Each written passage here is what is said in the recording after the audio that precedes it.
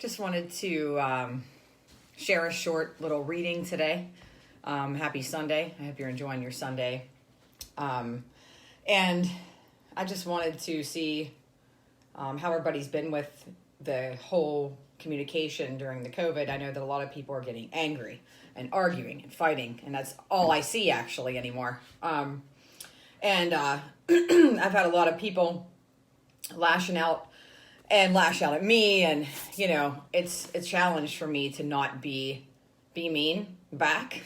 it's definitely something that I've had to work on a lot myself, but I wanted to read something about angering other people just for you guys today from the book I always share from. It's a daily book, so I'm just gonna share what it says. It says, if you really want to live your life to the fullest and realize your greatest potential, you must be willing to run the risk of making some people mad. And although we'll get mad, right? I always say people kick and scream when you set a boundary or when you step into your truest self. People lash out that you've been around, they don't like that, it pisses them off. Whenever you move beyond someone's opinion of you, they get upset because you thought more of yourself than they thought of you. And I just love that line. Because, you know, most of the time it's other people's opinions that we can't seem to move out of. It goes on to say, if you want to know just how much you can do, how far you can reach and stretch, you must be willing to leave some people behind. And that's true. A lot of people in and out of my life, and completely out of my life that previously were in my life all the time, because that's what growing and changing is about, and stepping into your own truth. You know, some people are not going to resonate with you anymore, or you're not going to resonate with them. It goes on to say, this does not mean you should compare yourself to them, which I thought that word comparison was important, nor does it mean you are showing off, because that's also something that triggers people. Your confidence will trigger people. They'll think you're too good for them, or, you know, whatever, you're showing off and being cocky. It's not true. That's just their impression based on their own triggers inside of their own selves. So don't let that make you feel guilty. Oh no, it means that you must be willing to step out on your own, try life for yourself, and claim your divine inheritance without guilt, right? If you really want to know who you are, who you're capable and what you're capable of achieving, you must be willing to live without the opinions of other people. You must be willing to live without the opinions of other people. And so many times we have used the opinions of other people for validation, and the opinions of other people have discouraged us from doing some of the things that we wanted to do or thought would be cool for us to do, because we wouldn't, you know, be connected with them anymore, or they would be rejecting us, or they would think that we were a bad person. And, you know, so those are some of the things that you want to avoid. So you would follow along with what their opinion was, or what they think you should do. Just so you don't have to feel uncomfortable or feel any guilt. Guilt's huge. So it also says that means you don't ask for opinions. Stop asking for what other people think. Stop saying, what do you guys think? I mean, how many times a day I see a Facebook post where somebody's asking, you know, what do you think I should do about blah, blah, blah? Or what do you guys think about this? Opinions about such and such. And then you see so many opinions, and then people underneath those posts fighting with the other people about the opinion of the person in front of them. And it becomes a toxic thread. And a lot of times people just delete the whole message and realize that they didn't want anybody's opinion, and that it did no good to ask for that opinion. It's about trusting yourself and getting in touch with God, getting in touch with God's working inside of you to know and trust what you think and feel. And that takes a lot of inner work. That takes a lot of, connection and prayer and meditative hours and quiet time with you, yourself, and you alone, in order to be able to trust your own self and your own opinions. So, you know, when they are offered, you do not need to accept them. So don't ask for the opinion. When it's offered, you don't need to accept it. A lot of people say, well, I think you should do blah, blah, blah. Well, I can't believe you think that. That's so terrible, blah, blah, blah. I mean, I just am shocked by people's imposing of their own thoughts and beliefs on another human being. And a lot of the times that influences a person who's not secure enough inside of themselves and has their own relationship with themselves and God. And God, however you see God, but I come from a Christian point of view in the way that I see God, so that's just me. But however you need to do it is what you need to do for you. So then it goes on to say, in order to find your identity, your authenticity, and your true sense of wholeness, you must develop your individuality from the wealth of information that comes from within you. It's a huge, huge statement. It just confirms everything I just said prior to this. You have to know within yourself what is right. And within yourself and your connection to your creator, what is right for you. And asking the opinions of other people can just become such a disaster. Expressing your opinion sometimes becomes a disaster. I mean, I noticed that I can't even joke. I can't say one thing that, that is wrong or incorrect these days. I mean, hey, what's up, Jeannie? I wore a hat in a video maybe a couple videos ago, and somebody was like, "You look like a dude." I'm like, "Wow, okay." And then, could I have let that influence what I decided to do on the next video? Maybe. Some videos I don't wear makeup. Some videos I have my hair down. Some videos I have a hat on. And sometimes I look like a boy and sometimes I look like a girl. Sometimes I feel like a boy and sometimes I feel like a girl. I'm gender fluid. It is what it is. I don't really care what people think that much. You know what I mean? They're like, "Oh, okay, you look like a dude. Cool, whatever." But if I allow the opinion of somebody else to bother me, the next time I did a video, I'd be hiding my arms. I would be putting on 25-foot long eyelashes and to make sure that someone knew I was a girl. You know what I mean? So you can't allow those opinions of other people to bother you. But if you're not strong within yourself, you will allow them to bother you. And sometimes they just piss me off because I find it to be disrespectful. So that's my problem, right? I still own that I get annoyed by what I perceive as disrespect. And I want to fight you. So that's still like my thing that I'm dealing with. Everybody's dealing with something. And that's something that challenges me, is that I want to attack somebody that's a complete asshole, right? Or that I perceive as being an asshole and being disrespectful. They may not be, right? That could just be my trigger.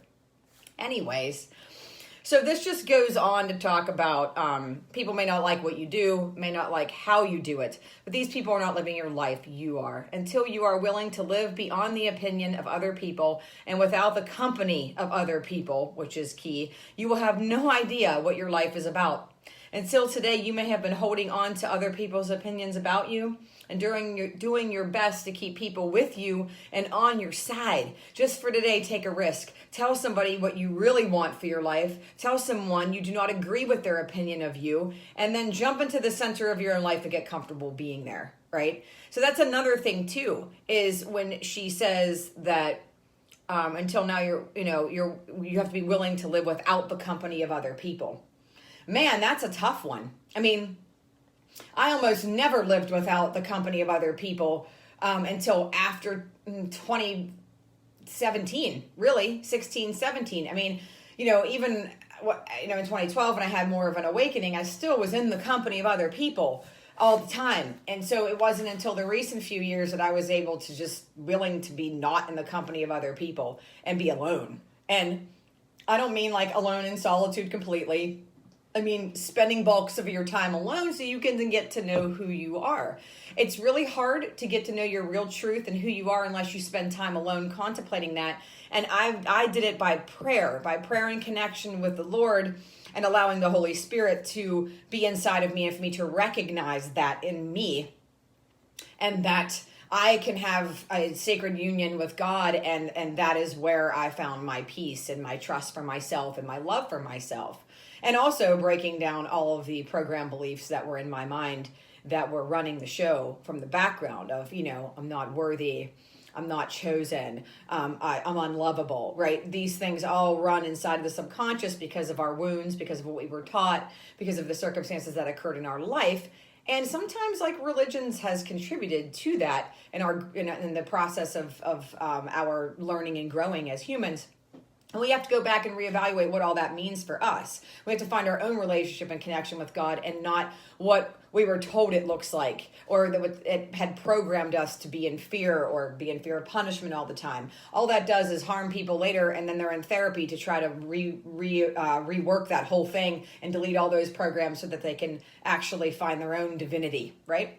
So I just, there's just a lot of arguing. I don't know. I guess I've pissed people off by my appearance. I've pissed people off by joking. Like, I can't even joke on a Facebook post, about something because people just jump down my throat for their political incorrectness. I mean, even, I even am in a therapy group, like an online therapist group. And, somebody just jumped down my throat I was voice texting because I got a messed up thumb. And I talked about people having transgender surgeries. And, somebody jumped down my throat, gender affirming surgery. And I'm like, oh, I'm sorry. Like, I stated it wrong.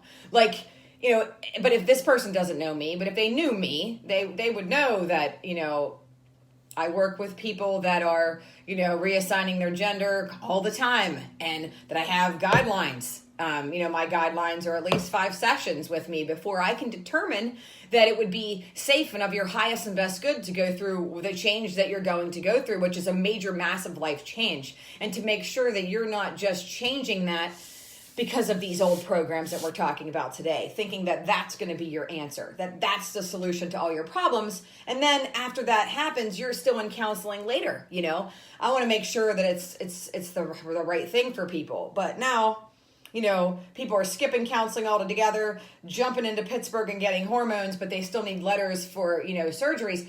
And I want to help, and instead of somebody yelling at me for it not being fast enough, I want to make sure I'm doing the best and the highest and best good for that individual. And I care, So who knows? I mean, everything that we do, that's my opinion. That's the way I work it. That's the way that I believe. And that's how I feel secure inside of myself as a therapist, So whatever people's opinions are, don't let them sway you into thinking that just because you said something a certain way that you're wrong, bad, racist, prejudiced, or discriminatory. Okay. Don't allow them to do that. And if that's triggering you, you have to look inside of yourself and say, where am I judging myself for that? And, why do I let that trigger me so much? So who are you pissing off by your growth? And some people may need to leave your life, and you may need to say, that's it. My time with this person is up, and that's okay. But I just wanted to read that and share that with you. I really love that passage. You're not showing off. You're being your true self. Don't compare yourself to others. That just puts you down a rabbit hole of, I should. The shoulds, right? So when you're stepping into your true self, people are going to get upset. They want you the way that you've been for years. And when you change that, they do kick and scream. They protest, they whine, they complain, they grovel. They try to talk you out of your growth. You have to do what's right for you and not for anybody else.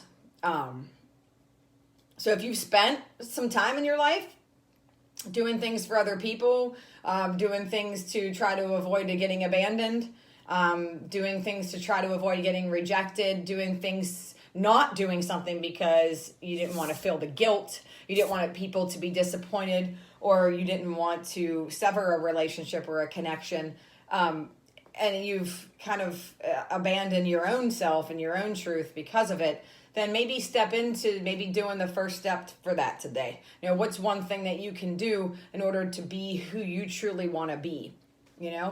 Just check it out. I mean, again, I'm there to provide people with guidance and how to do that. So that's what a lot of my therapy sessions are about, is guidance on how to see your programs, to see what's blocking you from understanding and knowing your true self, and to then taking an action on doing that. I'm not there to fix anybody. I'm there to help you figure yourself out, and then, finding a spiritual connection, whatever works for you. God will meet you where you're at, God meets you where you're at. So just be open to it. Anyway, have a happy Sunday, nice, soulful, truthful, peaceful Sunday. And, if anybody's triggering you on Facebook and you feel yourself getting sucked into arguments, say something funny, laugh it off. Yeah, I mean, or freely admit that, you know what, I'm triggered, I'm annoyed, I want to punch you in the face, you know, whatever the case is. I'm going to keep working on my triggers, and, you know, it's what we do. Continue to work on ourselves every day. All right, have a good one.